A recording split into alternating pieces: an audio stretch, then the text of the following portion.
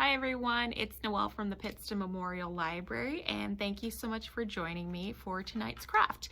Tonight, in case you haven't already joined our event page, we're going to be making our own eggs out of yarn. So I don't know how many of you guys have done this before, but this is something that my sister and I used to do with our grandma.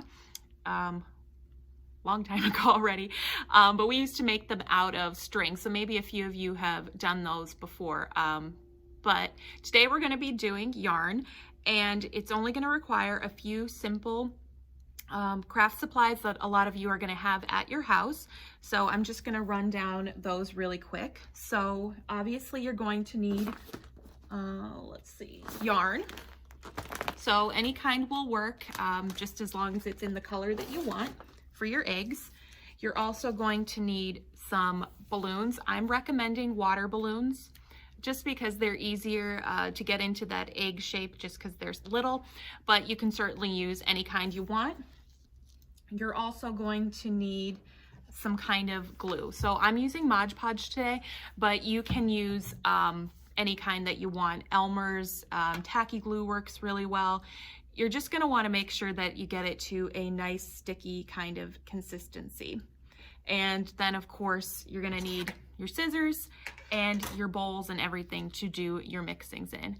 But I've talked enough about that, so let's just get into it. Okay everyone, so before we get started, I just want to go ahead and say that this craft is going to get a little bit messy. So make sure that you have some paper towels or even some junky clothes or something like that, just so you don't get too sticky. Because the other day I was talking to Miss Patricia and I actually ended up having glue in my hair, so awkward.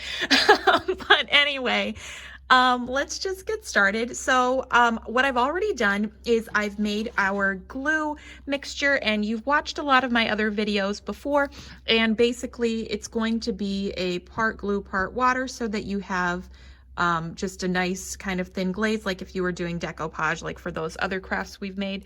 The key really is to make your glue not too thick, because let me show you one of my eggs from before. This guy was way too heavy with the glue. It made it way too complicated to try to get everything the way I wanted it, and it's not quite as crisp as I wanted my design to be.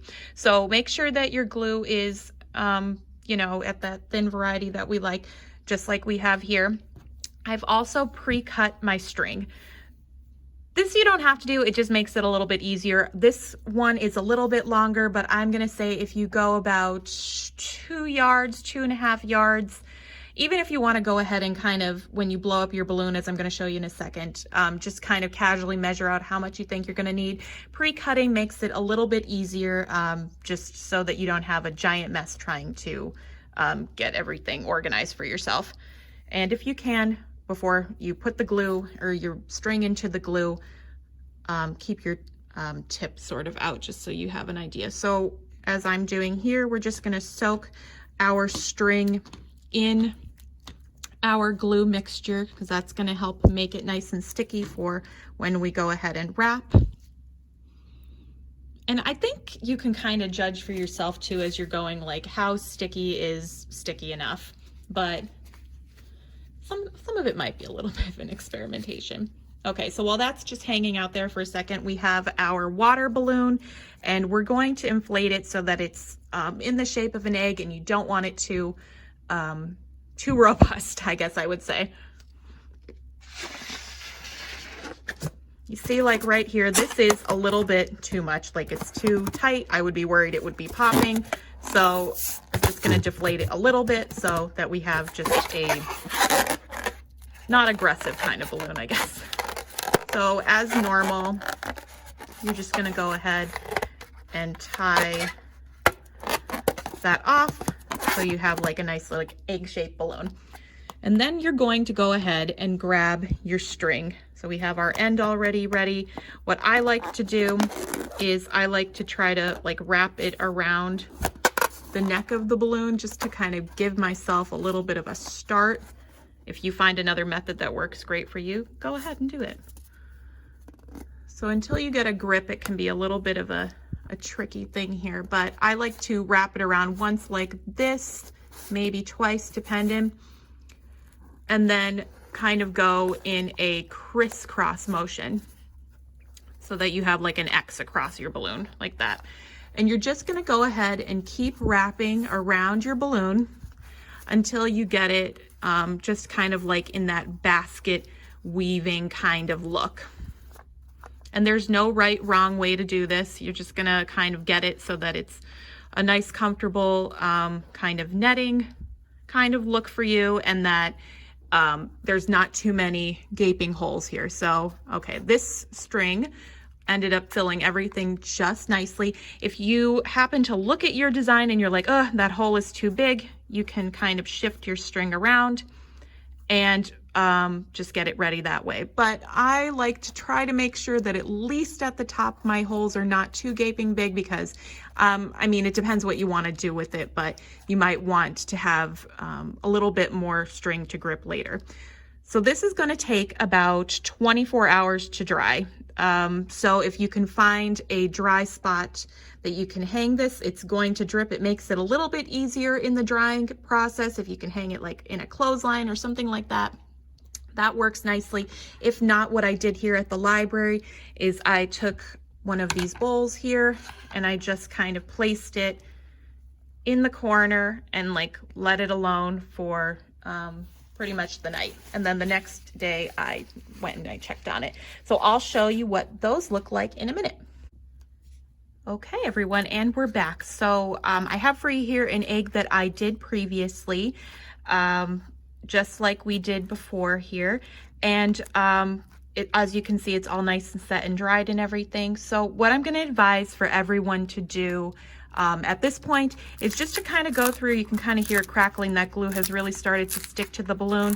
If you can kind of just give it a little bit of a head start and like help it like release itself from the yarn a little bit, that's going to help just make it a little bit easier to remove your balloon. Okay. Now, for anybody who's squeamish, we are going to have to pop this sucker. So I have got my pin here and we're going to just go ahead. And luckily it wasn't too bad, but sometimes you have a real loud noise and some people don't like that. But in any case, this balloon should be relatively easy to remove at this point, just to kind of, you know, pull it away from the string. If for some reason it's not, you know, easy, you can go ahead and just get your scissors and, you know, cut it in pieces and just kind of wiggle its way out of there. And we have a little bit of glue flying, but that's okay. But that's our egg. Isn't that really cool? So it's a really nice kind of decoration. You just pick off those little bit of scraps of glue, but it's a really nice decoration here. Like here, I'm gonna show you. We have a few done here. You can put them in a nice little basket just like that for a decoration.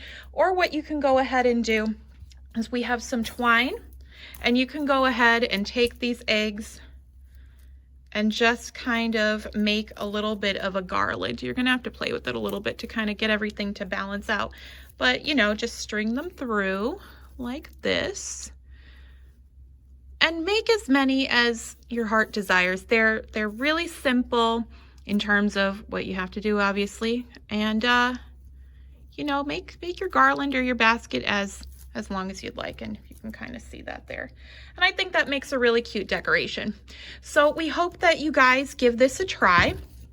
And if you do make your own eggs, we'd love to see them. So do send us some pictures in that. And we hope that you all have a great rest of your night and enjoy. Take care, everyone.